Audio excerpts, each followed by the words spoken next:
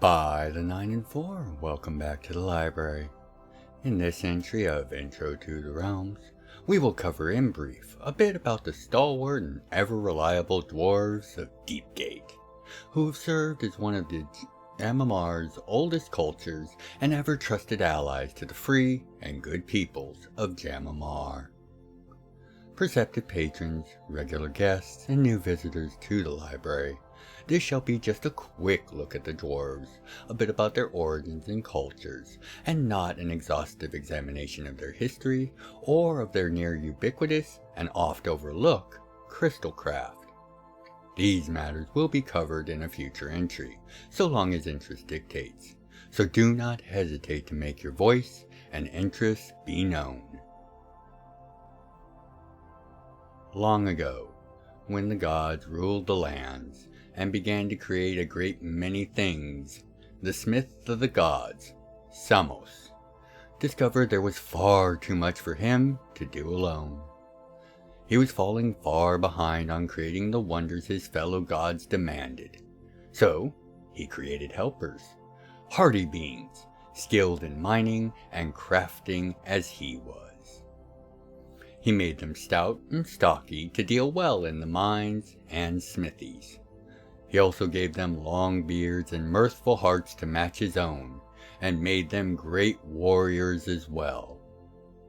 The shortest of his people he gifted the ability to mine gems, and those most close to them mining ores. The tallest of his helpers he made the smiths. At first, the dwarves were faithful helpers, but they soon saw the formation of the elves, and longed to leave the God Forge and create their own realm. Samos, with a heavy heart, reluctantly let them go.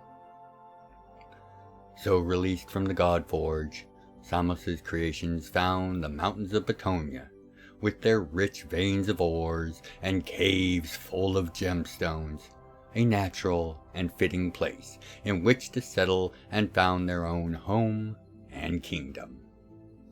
The first city of the dwarves was, and is still, their capital, the grand cave city of Undergate, carved from the very hearts of the mountains in which they reside. There are three main types of dwarves, differentiated in skills and looks, but less varied in temperament or honor. They are known as Gem, Ore, and Smith dwarves. Gem dwarves. These are the shortest of the dwarves.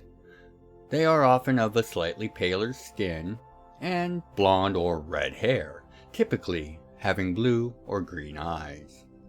They are also counted as the most stout of the dwarves, and it is known that to move a gem dwarf, literally or figuratively, you might as well try to move the mountain they dwell in. The gem dwarves were gifted with abilities to find the precious and semi-precious stones buried in the mountain's heart, based on intuition and almost a sixth sense of direction onto where to mine. They also have a perfect eyesight for appraising a stone's value. In battle, they tend to wield pickaxes or hammers.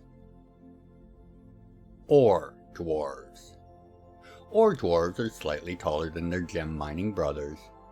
The ore dwarves were made for operating the minecarts deep below to find iron, bronze, and other rare minerals. They are also possessed of a fine-tuned sense of where to begin and where to strike a vein of ore without fail, almost as the gem dwarves are with their stones. Also of a fair skin tone, these dwarves actually often present hair colors of the minerals they retrieve, metallic manes of gray or white or even gold. They are also unrelenting in their pursuit of the next vein, while a gem dwarf can be distracted by one beautiful find. Ore dwarves tend to favor hammers and axes when battle is called upon. Smith dwarves. Smith dwarves are the tallest and darkest of the elves. As if forever stained by the soot of their maker's forge, they are darker brown and gray in their skin tones. They are also taller, with longer arms and slightly thinner frames to suit their original purpose as smiths, so they could more easily reach the anvils, fires, and tools of their trade. Dwarven smiths make the finest weapons and jewelry on the face of Jam'mar in the old styles. Samos imbued them with the skill of artistry as fine, or finer, than any elf or human craftsman. They instinctually fold the metal and incorporate the gems by looking at their customer, what to make and how it should be made, all off of instinct. They also possess the most control and skill with fine metals, having helped elves develop and unlock the secrets of moon silver and using it in armor. Smith dwarves will wield hammers and swords when forced to leave their forges to defend them. Dwarven society is a matriarchal one. 9 sisters, the highest ruling body of the dwarves is the 9 sisters. There are actually 9 matriarchs from each of the different types of dwarves. These 9 women are chosen by the various subclans they oversee. Each of these dwarves is divided into many subclans and families, each with a speciality exclusive to their family line. They make decisions regarding questions of the nation and policy, but they are not absolute rulers. In modern times, they also serve as religious leaders. The subclan mothers. These are usually the oldest and wisest women in each subclan, responsible for the more day-to-day tasks of supplying and overseeing the smaller families and coordinating efforts with the other subclan mothers. Lady of the House. These are the matriarchs of each individual family. Though some families contain hundreds, these remarkable women know each by name, trade, and speciality. They tend to care for the daily affairs of the house. At one time, the dwarves offered Samos respectful and dutiful worship.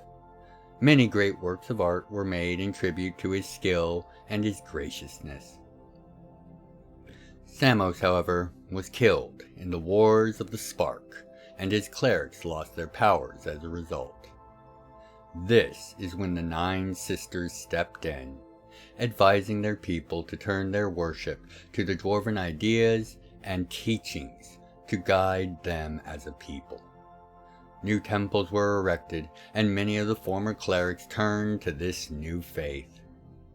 The sisters who made this change were then called the 9 of Revelation, granted a near saint-like status amongst their people. While individuals are known to give worship and veneration to many of the divine, even including the V's, even withstanding the fact that Samos was felled by their hands during the War of the Spark, worship beyond the dwarven ideas is not exactly common.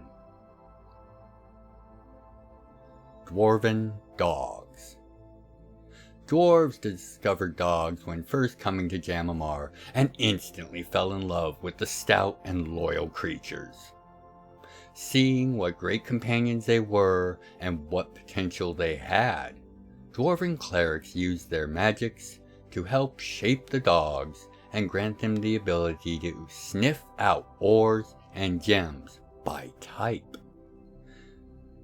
The dogs are prized companions, and much like an elven cat, they choose whose companion they will become. Ages of selective breeding have created a variety of forms of dwarven dogs, each with their own speciality or ore or gem that they hunt particularly well. Many of the most prominent breeds are in fact extensions to the clans that raised and bred them, with quirks fitting the clan in question, as well as the homeland they find themselves in. And this is where we'll wrap up this look at the Dwarves of Undergate, one of the most reliable and solid allies for those to seek not to conquer or wage war, but to build, to craft, and to create. As will be covered in a future entry containing a bit more of their history and of course their crystal craft. There is far more to them than has been covered here. Perceptive patrons, regular guests, and new visitors of the library, I thank you for your time, your interest, and of course, your continuing support of the Realms of Jam'mar and Gryphon's Library. As always, it means the world and the realms to me. Thank you. Until you next find your way back to the library for your next entry of Intro to the Realms, I, as always, have been the Recorder. And by the 9 and 4, be well, take care of yourselves and each other. If you'd like to contribute to the further exploration and explanation of the realms, please consider leaving a comment, a like, and sharing the video around. I read all the comments and make efforts to reply to each. Thank you for helping to grow the channel, and know I look forward to each and every one of your comments. Other methods of support can be found in the channel's description. Thank you for watching,